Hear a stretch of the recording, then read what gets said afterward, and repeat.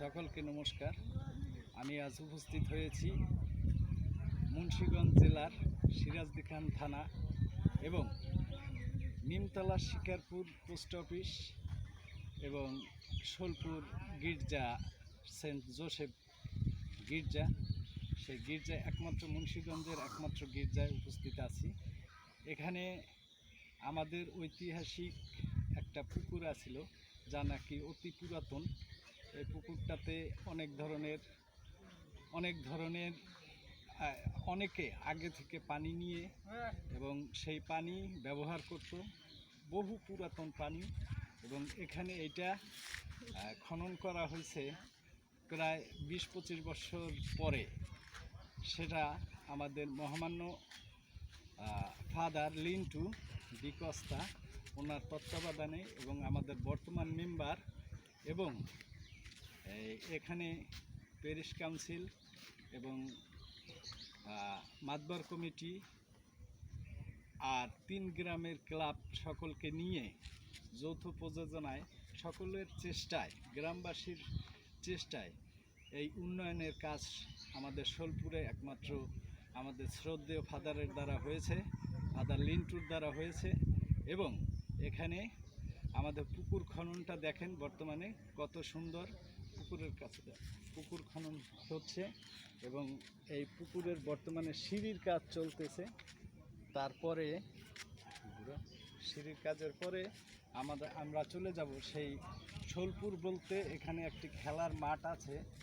এই খেলার মাঠ অতি পুরাতন। এই পুকুরের মাটিগুলি নিয়ে আমাদের এখানের খেলার মাঠটা ছিল অনেক নিচু।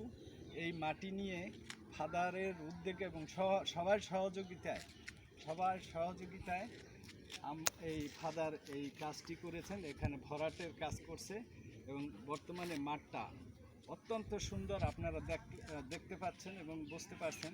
এখন আমরা অত্যন্ত খুশি হয়েছি ফাদারের কার্যক্রমে এবং এর জন্য আমরা আমাদের পক্ষ থেকে আমি রিচার্ড অধিকারী আপনাদেরকে জানাই অনেক অনেক ধন্যবাদ। এবং ফাদার এত সুন্দর একটা কাজ সবার সহযোগিতায় এবং সবার অনুপ্রেরণায় কাজটি করতে পেরেছে, এর জন্য আমরা অত্যন্ত উপকৃত এবং কৃতজ্ঞ তার কাছে। এবং আমার সাথে যে ভাই আছেন সে ফ্রান্সিস রোজারিও, উনি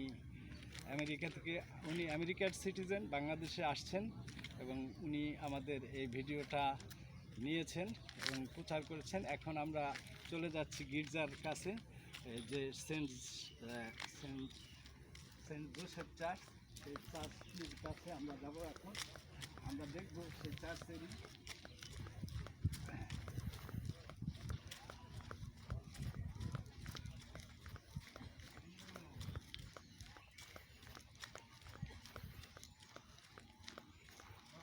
আমাদের এখানে আসছে অনেকেই এই গির্জা পরিদর্শন করতে, মুন্সিগঞ্জ জেলার অনেকেই আসছেন।